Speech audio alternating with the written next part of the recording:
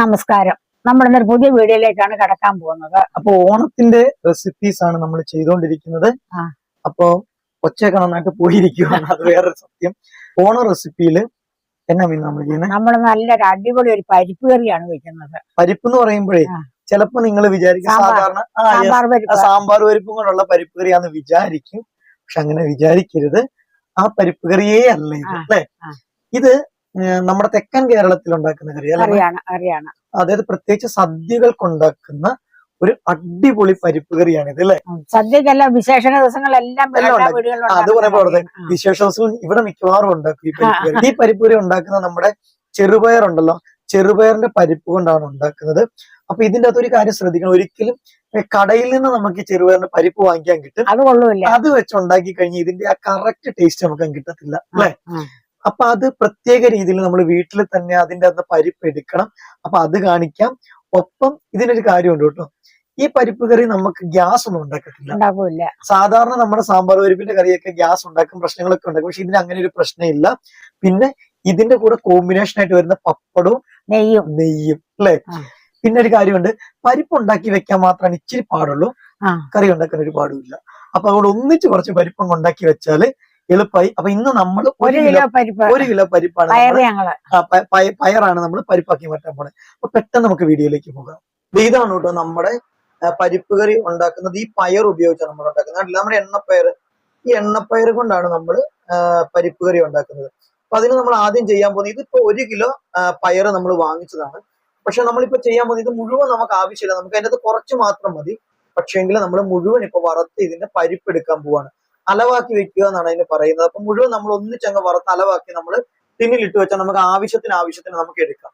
അപ്പൊ നമ്മൾ ചീനിച്ചട്ടി അടുപ്പ വെച്ചിട്ടുണ്ട്, അതിനകത്താണ് ഈ പയർ വറക്കുന്നത്. പയർ വറക്കുന്ന ഒരുപാട് മൂക്കണ്ട, ഒരേട പാകം വരണം. ഒരുപാട് മൂത്ത പയർ വേപ്പിന് പരിപ്പ് കറി വെച്ചാൽ രുചിയില്ല. അപ്പൊ നമ്മൾ അതിനൊക്കെ ഒരു പാകം ഉണ്ട് വറുത്തെടുക്കുന്നതിന്. അപ്പൊ നമ്മളതൊന്ന് വറക്കാൻ നോക്കുക, അതെങ്ങനെയാണ്. അപ്പൊ നമ്മുടെ പയറിന്റെ കളറൊക്കെ ഒന്ന് മാറി തുടങ്ങി. പയർ മൂക്കണ്ട, ഒത്തിരി മൂത്ത് കഴിഞ്ഞാൽ നമുക്കിനി വാങ്ങാം. കറക്റ്റ് പറഞ്ഞു കഴിഞ്ഞാൽ ഇപ്പൊ നമ്മളൊരു 6 മിനിറ്റ് ആണിത്. ഇത് ഞാൻ വറുത്ത് 6 മിനിറ്റ് വറുത്തപ്പോഴേ ഇത് ഓക്കെ ആയി. ഇത് കളറ് പയ്യെ മാറി തുടങ്ങി, അല്ലേ? മുറത്തിലോട്ടിടാം. നമ്മൾ വീണ്ടും ഓവറായിട്ട് ഇത് മൂക്കാതിരിക്കാനായിട്ടാണ് ഇങ്ങനെ നമ്മൾ മുറത്തിൽ നിരത്തിയിട്ടിരിക്കുന്നത്. അപ്പൊ ഇങ്ങനെ മുറത്തിൽ നിരത്തിയിട്ടതിന് ശേഷം ഇനി തണുത്തതിന് ശേഷമാണ് ഇതിന്റെ ബാക്കി പരിപാടി. അപ്പൊ ഇനി നമുക്ക് നമ്മുടെ ഉരളിന്റെ അകത്തിട്ട് ഇത് കുത്തിയെടുക്കാം, അല്ലേ? ആട്ടുകല്ല്. ഉരളല്ല, നമ്മുടെ ആട്ടുകല്ല്. നിങ്ങൾക്ക് ഉരളിന്റെ ഉരള്, ആട്ടുകല്ല്. ഇത് രണ്ടും ഇല്ലെങ്കിൽ തിരികല്ലുണ്ടെങ്കിൽ അതിൽ ഉപയോഗിക്കാം. അതല്ലെങ്കിൽ സിമെന്റ് തറയിൽ ഇട്ടിട്ട് അമ്മിക്കല്ലും കൊണ്ട് ഉരുട്ടിയാലും കിട്ടും, അല്ലെ? അപ്പൊ ഇതിന് പക്ഷെ അതിരുചിയാട്ടോ. പക്ഷെ വേറെ കാര്യമാണ്, നമ്മൾ ഈ സദ്യയൊക്കെ നടത്തുന്ന സമയത്ത് അന്നല്ല കേട്ടോ ഇതൊക്കെ ചെയ്യുന്നത്. ഇതൊക്കെ കുറെ ദിവസം മുമ്പേ നമുക്ക് ഈ പണികളൊക്കെ ചെയ്തു വെക്കാം, അല്ലെ? നമ്മൾ കുത്തുമ്പോ വേറെ കാര്യം ശ്രദ്ധിക്കണം, വലിയ ആഞ്ഞു കുത്തരുത്. ആഞ്ഞു കുത്തിട്ടുണ്ടെങ്കിൽ പൊടിഞ്ഞു പോകും, അല്ലേ? അപ്പൊ അതുകൊണ്ട് ഇത് ഒരു മയത്തിന് വേണം കുത്തി ഇതിങ്ങനെ അലവാക്കി എടുക്കാനായിട്ട്. നല്ലൊരു മണം വരും ഇത് കുത്തുമ്പോഴത്തേക്ക്, അല്ലെ? ആ പരിപ്പിന്റെ ഒരു ടേസ്റ്റ്. പിന്നെ ഇതിങ്ങനെ വാരി തിന്നാനും നല്ല കേട്ടോ, ഇങ്ങനെ കഴിക്കാനും നല്ല ടേസ്റ്റ് ആയി. അപ്പൊ നമ്മളിത് കുറച്ച് നമ്മൾ ഇടിച്ചത് ഇങ്ങനെ എടുക്കുക കേട്ടോ, അലവാക്കിയത്. ഇനി ഇതെന്താ വെച്ചാൽ പേറ്റി എടുക്കണം, അല്ലേ? കൊഴിച്ചെടുത്തിട്ട് ബാക്കി വീണ്ടും പൊടിക്കണം. പൊടിക്കുമല്ല, ഇടിച്ചെടുക്കണം. അങ്ങനെ ഇത് അലവാക്കി എടുക്കണം. അപ്പൊ നമ്മൾ പൊട്ടിച്ച പയർ നമുക്കൊന്ന് പേറ്റി എടുക്കാം. ഇതിനകത്ത് പൊട്ടാനുണ്ട്, അപ്പൊ നമുക്ക് അതൊന്ന് പേറ്റി എടുക്കാം. കണ്ടായി തുണി കണ്ടോ?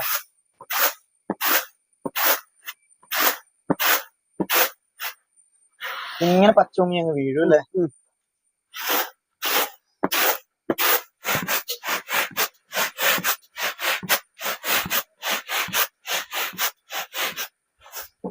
ഇനി വീണ്ടും ഇത്രയും കണ്ടോ, ഇത്രയും വന്നതിന്റെ അകത്ത്. ഇനി ഇത് വീണ്ടും നമ്മൾ കല്ലിന്റെ അകത്തിട്ട് കുത്തിയെടുക്കണം.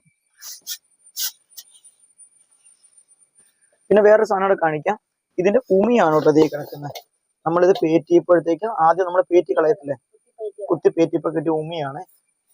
ഇത്രയും ഉമി നമ്മൾ കളഞ്ഞു. അതിനുശേഷമാണ് നമ്മുടെ ഈ പരിപ്പ് നമ്മൾ കൊഴിച്ചെടുത്തത്, അല്ലേ? ഇത് വീണ്ടും ഇനി പേറ്റി കൊഴിച്ച് ഇതിനകത്ത് മുഴുവൻ പരിപ്പൊക്കെ ഉണ്ടെങ്കിൽ മാറ്റും. ഇനി കുറച്ചൊക്കെ കിടന്നോർത്തും കുഴപ്പമൊന്നുമില്ല, മുഴുവനൊന്നും കിടപ്പില്ല. പക്ഷെങ്കിൽ ചെറിയ കണ്ടില്ലേ, പച്ച നിറത്തിലുള്ള ചിലതൊക്കെ കാണുന്നുണ്ടോ? ഇത് നമ്മൾ വീണ്ടും ഒന്നും കൂടി നമ്മളിനി കൊഴിച്ചെടുക്കും. അപ്പൊ നമുക്ക് പരിപ്പ് മാത്രമായിട്ട് കിട്ടും. ഇപ്പൊ ചെയ്യുന്ന എന്താന്ന് വെച്ചിട്ടുണ്ടെങ്കിൽ ഇതിന്റെ മുഴുവൻ പയറുകളുണ്ടല്ലോ, അത് ഇങ്ങനെ മുറത്തിനകത്ത് ഇങ്ങനെ കൊഴിച്ച് നമ്മുടെ ഈ ഒരു ഉരളിന്റെ അകത്തേക്ക് തന്നെ ഇട്ട് കൊടുക്കുകയാണ്. ഉരളല്ല, നമ്മുടെ ആട്ടുകല്ലിലേക്ക്.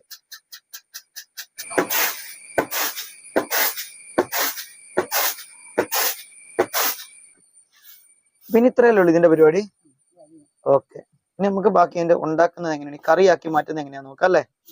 അപ്പൊ ഇതാണ് നമ്മുടെ പരിപ്പ്. ഇതേ കണ്ടോ, ഇങ്ങനെ സെറ്റപ്പ് ആയിട്ട് ഇരിപ്പുണ്ട്. എല്ലാം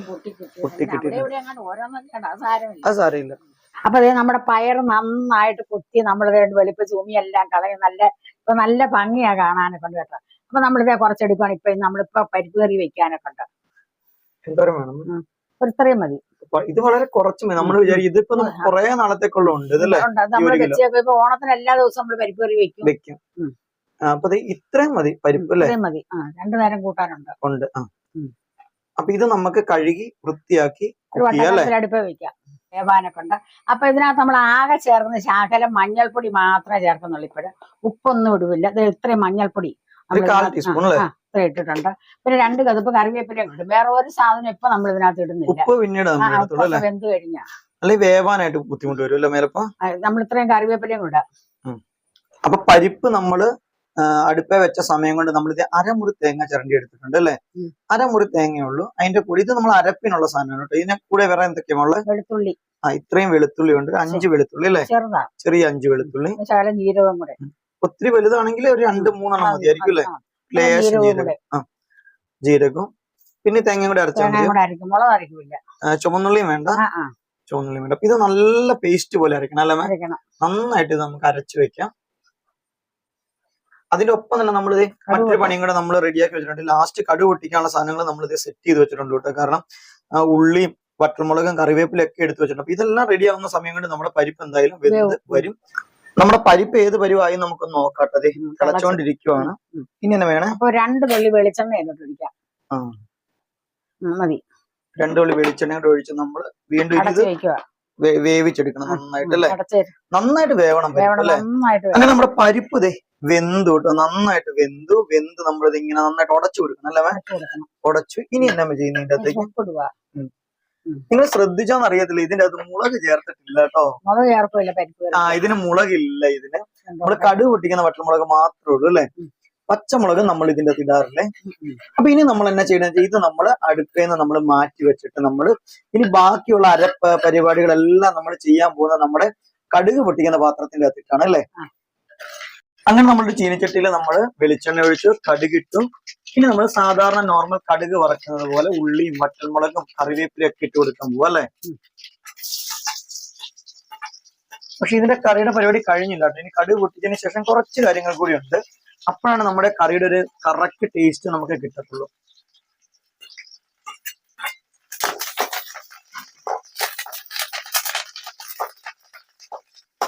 ഒപ്പം നമ്മളുണ്ടല്ലോ നമ്മുടെ ഈ ഒരു പരിപ്പ് വേവിച്ച് വെച്ചിട്ടില്ലേ, നന്നായിട്ട് നമ്മൾ മിക്സ് ചെയ്ത് കൊടുക്കണം കേട്ടോ. നന്നായിട്ട് ഉടയ്ക്കണം. എത്രമാത്രം ഇത് ഉടയുന്നോ അത്രയും നല്ലതാണ്. അപ്പൊ നന്നായിട്ട് വെന്ത് ഉടഞ്ഞ അത്രയും നല്ലതാണ് ഇത്.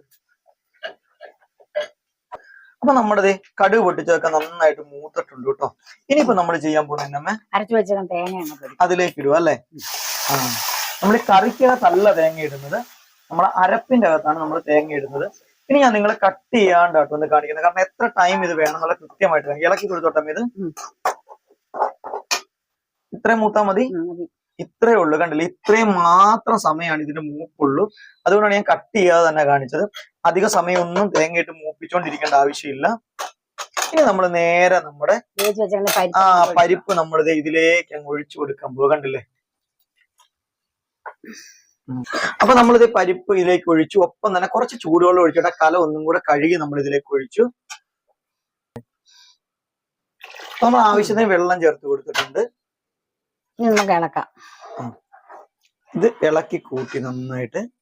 അപ്പൊ കണ്ട നമ്മൾ തേങ്ങയിട്ട് മൂപ്പിച്ചൊന്നുമില്ല. തേങ്ങ ജസ്റ്റ് ഒന്ന് ആ ചൂടിലേക്ക് ഇട്ട് ജസ്റ്റ് ഒരു ചൂട് കയറി, അത്ര മാത്രമേ ഉള്ളൂ. അപ്പൊ നമ്മുടെ കറി അങ്ങനെ നമ്മൾ മിക്സ് ചെയ്തെടുത്തിട്ടുണ്ട്. ഈ ഒരു സമയത്ത് നമ്മൾ കറിയുടെ ഉപ്പൊക്കെ നോക്കുക. പാകത്തിന് ഉപ്പ് സാധനങ്ങളൊക്കെ ഇനി വേണമെങ്കിൽ ഉപ്പൊക്കെ ചേർത്ത് കൊടുക്കാം നമുക്ക്. അപ്പൊ ഈ ഒരു ടെസ്റ്ററിൽ നമ്മൾ ഈ കറി എടുത്തു. ഇതിരിക്കുമ്പോ ഇച്ചിരി കൂടെ കുറുകും അല്ലെ. തണുക്കുമ്പോ ലേശവും കൂടി ഈ കറി കുറുകും. അപ്പൊ എന്തായാലും നമ്മുടെ പരിപ്പ് കറി നമ്മൾ അങ്ങനെ റെഡിയാക്കി വെച്ചിട്ടുണ്ട്. ഇതിന്റെ കൂടെയുള്ള കോമ്പിനേഷൻ ആണ് പ്രധാനപ്പെട്ട സാധനം. പപ്പടം ഉണ്ട്, നെയ്യും ഉണ്ട്. ഇത് രണ്ടും കൂടെ കൂട്ടി വേണം ഇത് കഴിക്കാനായിട്ട് അല്ലെ. അങ്ങനെ നമ്മുടെ പരിപ്പ് കറി ഇതേ നമ്മൾ ആദ്യം വേവിച്ച മൺകലത്തിലേക്ക് തന്നെ നമ്മൾ പരിപ്പ് കറി നമ്മൾ ഒഴിച്ചു വെച്ചിട്ടുണ്ട്. അങ്ങനെ നല്ല സെറ്റപ്പ് പരിപ്പ് കറി, ഒപ്പം പപ്പടം കാച്ചിയത് കൊണ്ട് കേട്ടോ. ഈ പപ്പടവും ഈ പരിപ്പും ഒപ്പം നമ്മുടെ ചോറിന്റെ അകത്തേക്ക് ലേശം നെയ്യും കൂടെ നമ്മൾ അങ്ങ് ഒഴിച്ചു കൊടുക്കും കേട്ടോ. അതെ, നെയ്യ്. ഇത് മൂന്നും കൂടെ ചേരുമ്പോഴാണ് നമ്മുടെ ആ ഒരു സദ്യയുടെ ഒരു സൂപ്പർ സ്റ്റൈലും സൂപ്പർ ടേസ്റ്റും ഒക്കെ കിട്ടുന്നത്. അപ്പൊ ഇതാണ് നമ്മുടെ ഇന്നത്തെ പരിപ്പ് കറി. നിങ്ങൾക്ക് എല്ലാവർക്കും ഇഷ്ടപ്പെട്ട് കാണുമെന്ന് ഞാൻ വിശ്വസിക്കുന്നുണ്ട്. നല്ല ടേസ്റ്റ് ഉള്ള പരിപ്പ് കറിയാണ്. അപ്പൊ എന്തായാലും ഈ പ്രാവശ്യത്തെ ഓണത്തിന് തെക്കൻ കേരളത്തിലേക്കുള്ള ആൾക്കാർക്കൊക്കെ ഇത് അറിയാൻ കാര്യം പറഞ്ഞാല്, പക്ഷേങ്കില് ബാക്കിയുള്ള സ്ഥലങ്ങളിലുള്ള ഈ പരിപ്പുകറി ഉണ്ടാക്കാത്ത ആൾക്കാർ ആരെങ്കിലും ഉണ്ടെങ്കിൽ ഈ പ്രാവശ്യത്തെ ഓണത്തിന് നിങ്ങൾ ഉറപ്പായിട്ടും ഈ ഒരു പരിപ്പുകറി അല്ലെ, ഈ ഒരു പരിപ്പുകറി ഉണ്ടാക്കുക. പപ്പടവും നെയ്യും ഒക്കെ കൂട്ടി സ്റ്റാർട്ട് ചെയ്യുന്നത് ഓണത്തിന് ഇങ്ങനെ. സാമ്പാർ പരിപ്പ് മാറ്റി വെച്ചിട്ട് ഇത് ഈ പ്രാവശ്യം ട്രൈ ചെയ്യുക. പിന്നെ നോക്കിയേ, ഈ പരിപ്പ് നമ്മളിത് 1 കിലോ പൊട്ടിച്ചെന്ന് പറഞ്ഞില്ലേ, അപ്പൊ അതിൻ്റെ അകത്ത് ഇത്രയും ബാക്കി ഇരിപ്പുണ്ട്. ഇനി നമുക്ക് പരിപ്പ് കറി ഉണ്ടാക്കണമെങ്കിൽ എളുപ്പം, ഇന്നുണ്ടാക്കി അത്രയും വിഷമമില്ല. ഒരു പിടുത്തം പരിപ്പെടുത്ത് കഴുകുക, ഇടുക, 10 മിനിറ്റ് കൊണ്ട് കറി അത്രേ ഉള്ളൂ. പിന്നെ കുക്കറിലാണ് നിങ്ങൾ വേവിക്കണമെങ്കിൽ കുറച്ചും കൂടി എളുപ്പം നിങ്ങൾക്ക് ഉണ്ടാകും. നമ്മളിപ്പോ കുക്കറിലല്ല വേവിച്ചത്, കലത്തിലാണ്. കുക്കറിൽ വേവിക്കണമെങ്കിൽ കുറച്ചും കൂടെ ടപ്പേന്ന് നിങ്ങൾക്ക് ഒരു ഗസ്റ്റ് ഒക്കെ വന്നാൽ അടിപൊളിയായിട്ട് പെട്ടെന്ന് നിങ്ങൾക്ക് ഉണ്ടാക്കുന്ന റെസിപ്പിയാണ്. അപ്പം നിങ്ങൾക്ക് ഈ ചാനൽ ഇഷ്ടപ്പെടുന്നുണ്ടെങ്കിൽ സബ്സ്ക്രൈബ് ചെയ്യാൻ മറക്കരുത്. അതോടൊപ്പം തന്നെ നിങ്ങളുടെ അഭിപ്രായങ്ങൾ കമന്റായി രേഖപ്പെടുത്തണം. എല്ലാവർക്കും ഓണത്തിന്റെ വിശ്വസും ആശംസകളും ഒക്കെ അറിയിക്കുകയാണ്. അപ്പൊ നമുക്ക് അടുത്തൊരു വീഡിയോ ആയി വരുന്നവരെ നിങ്ങൾക്ക് എല്ലാവർക്കും നന്ദി, നമസ്കാരം.